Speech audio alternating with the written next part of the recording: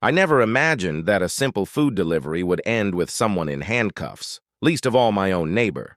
But that's exactly how it happened when Sheila Watkins, the self-proclaimed queen of our neighborhood HOA, decided my takeout habits were a direct violation of community standards. It started about 3 months ago, right after I moved into Oakwood Estates, a picture-perfect suburban development where every mailbox matches. Every lawn is trimmed to exactly 3 inches, and every homeowner is expected to smile and nod like Stepford citizens. I work from home as a software developer, which means I rely on delivery far more than I'd like to admit. After a brutal coding sprint that stretched into several sleepless nights, I decided to reward myself with a feast from my favorite steakhouse. As usual, I tracked the order on my phone. When I saw driver has arrived, my stomach practically growled in anticipation. But 5 minutes passed.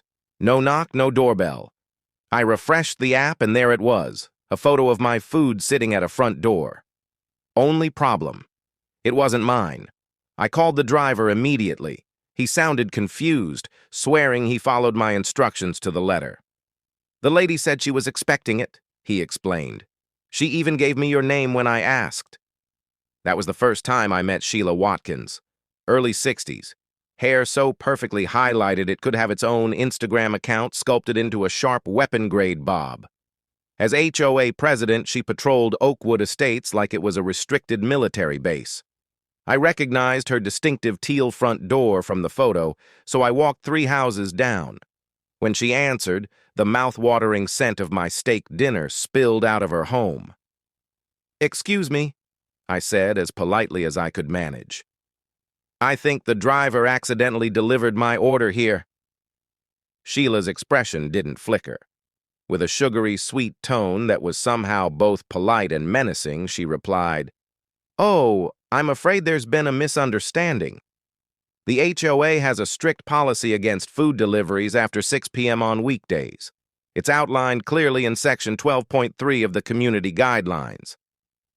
She gave me a thin smile and added, "As HOA president, it's my responsibility to enforce those rules. Consider this a friendly first warning." I stared at her, trying to process what I just heard.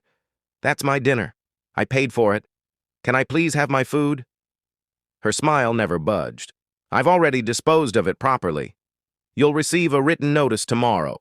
Welcome to Oakwood Estates." And just like that, the door clicked shut. I stood on her porch, out $75 and still hungry.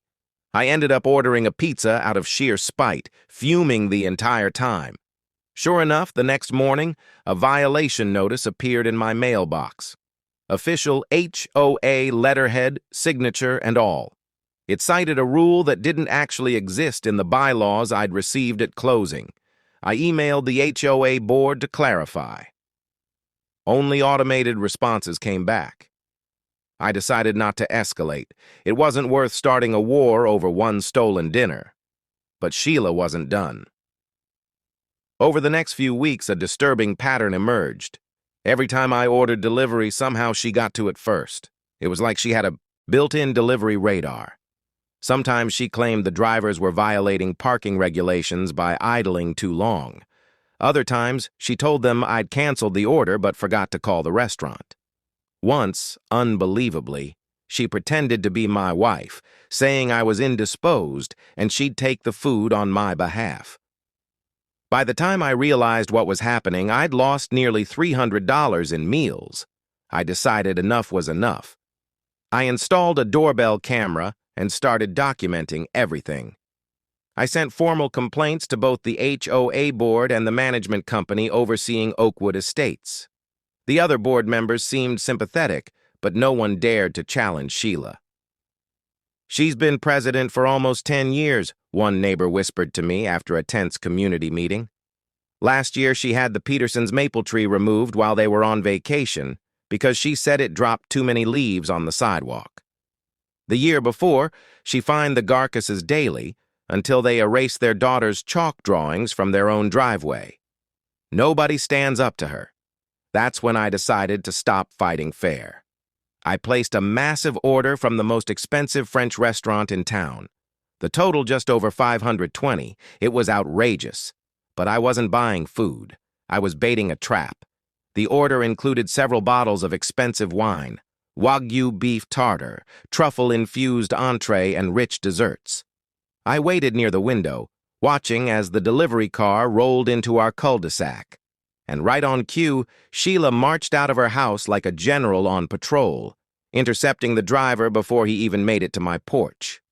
Through my doorbell camera, I could hear her smug voice. Community regulations require me to accept all deliveries. Oh, Sheila. This time she had no idea what she'd just stepped into. The delivery driver hesitated for a moment, clearly confused, but too nervous to challenge Sheila. He handed over my $500+ order and walked back to his car. Instead of storming down the street to confront her like I wanted to, I took a breath and made a different call to the police non-emergency line. "I'd like to report a theft," I said evenly. When the dispatcher answered, "My neighbor has been stealing my food deliveries for weeks, and today she took an order worth over $500. I have video evidence, today's incident, and several others." The dispatcher confirmed that an officer would be dispatched. 20 minutes later, 2 patrol cars rolled quietly into our cul-de-sac, lights flashing softly, no sirens. From my window, I watched the officers approach Sheila's front door and ring the bell. Her reaction was priceless. She opened the door with that same practiced poise. But the second she saw the uniforms, her expression twisted from confusion to outrage. I could see her gesturing wildly, no doubt reciting her imaginary HOA authority to confiscate unauthorized deliveries. One of the officers eventually turned and walked toward my house. "Sir," he began, trying to sound neutral, "your neighbor claimed she was acting in her capacity as HOA president by confiscating deliveries that violate community guidelines. I didn't even bother hiding my smile. I pulled up the neighborhood bylaws on my phone and showed him the relevant sections. "There's no rule about food deliveries," I said, then opened the doorbell footage from that night and several past incidents. The officer's face grew more serious with each clip. "And the value of today's order?" he asked finally. $52,347, I replied, holding up the digital receipt. "Includes an $80 Bordeaux and a $100 Wagyu steak," he nodded. "Wait here, please." I watched from the edge of my driveway as he rejoined his partner and Sheila. Their conversation grew more heated. Sheila's gestures turned frantic. And then, to my astonishment, one of the officers reached for his handcuffs while the other read her rights. I couldn't hear the words, but I didn't need to. Sheila's face had gone the exact shade of overcooked salmon. Moments later, she was being escorted to the cruiser, hands cuffed behind her back. Later that evening, one of the officers returned to take my formal statement.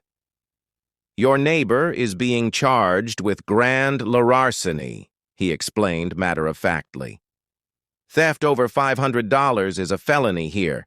She claims she was disposing of the food for health and safety reasons, but we found your entire order in her refrigerator.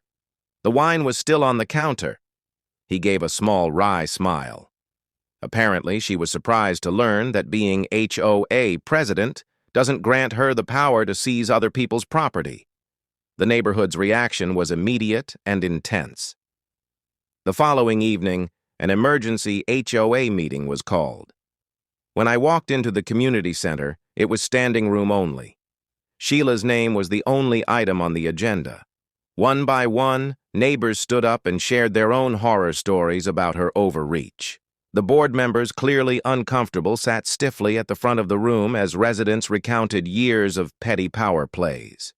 When it was my turn, I didn't give a speech. I just pressed play on a compilation from my doorbell camera. Sheila intercepting deliveries at all hours, sometimes in her bathrobe, sometimes in gardening gloves, sometimes with her phone glued to her ear like she was on official business. The footage spoke louder than any words could. The board voted unanimously to remove her from her position that night. Howard, the vice president, a soft-spoken retired accountant, announced they'd be launching a full audit of HOA finances for the past 3 years. "We've also received notice that Ms. Watkins has been released on bail," he told the crowd, "but she's facing felony charges and substantial legal costs." 2 days later, I was working at my desk when there was a knock at the door.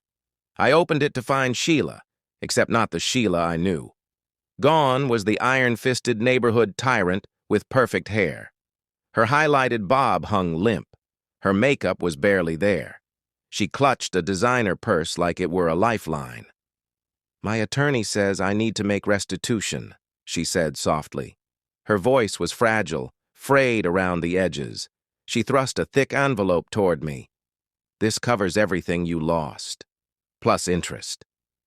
I took the envelope without opening it. "Thank you," I said simply. She lingered, eyes glassy and uncertain. Maybe she expected forgiveness. Maybe she thought I'd agree to drop the charges. Instead, I asked the only question that mattered. Was it worth it? All that effort, all that control over something so small. Her mask cracked. "You don't understand," she hissed, her voice shaking with a mix of anger and fear. "I've given everything to maintain standards in this community. Everything. And now I might lose my real estate license over this misunderstanding." Her eyes filled with tears. "Do you have any idea what a criminal record will do to my career? My reputation?" For the first time, Sheila Watkins wasn't a tyrant. She was just a woman who'd finally run into a wall she couldn't bulldoze through. "That wasn't my intention," I told her honestly. "I just wanted to eat my dinner in peace." She opened her mouth to say something, but a familiar sound cut through the silence, the cheerful chime of my phone. I glanced at the screen and smiled. "Excuse me," I said. "That's my lunch delivery." And this time I paused deliberately. I think it'll actually make it to my door."